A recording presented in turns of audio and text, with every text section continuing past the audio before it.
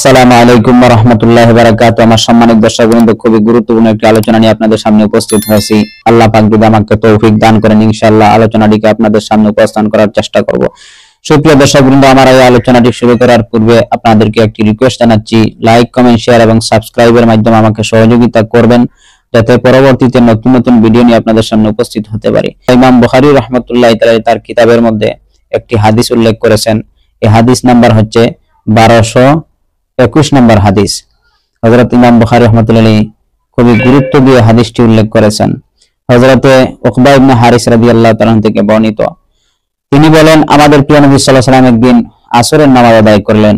খুব তড়িঘড়ি তিনি নামাজ আদায়ের পর তার কোনো একজন বিবির কাছে চলে গেলেন, আবার খুব তড়িঘড়ি চলে আসলেন।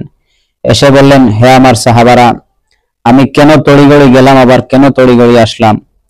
আমার এই আসরের নামাজে আমার এক টুকরা স্বর্ণের কথা মনে পড়ে গেছে, যে স্বর্ণের টুকরাটি আমার ঘরে রাখা ছিল।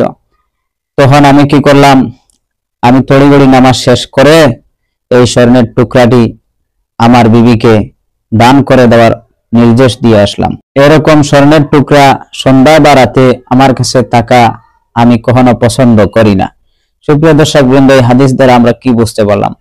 আমাদের প্রিয় নবী সাল্লাল্লাহু আলাইহি ওয়াসাল্লাম ধন সম্পদ জমানোর জন্য দুনিয়াতে আসেন নাই।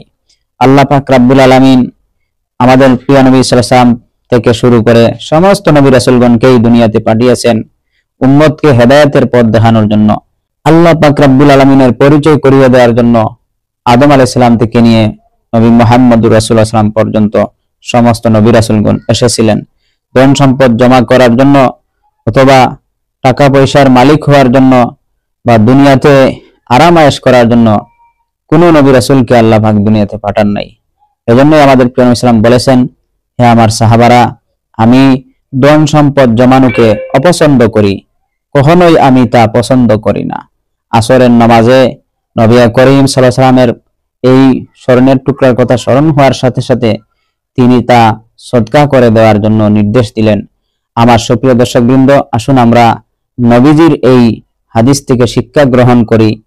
আমরা যেন অপ্রয়োজনীয় কোনো ধন সম্পদ জমা থাকলে, টাকা পয়সা থাকলে, এগুলা কিছুটা হলেও সদকা খয়রাত করার চেষ্টা করি, যেন আমাদের এই দান সদকার মাধ্যমে ধন সম্পদ গুলা হেফাজত থাকে।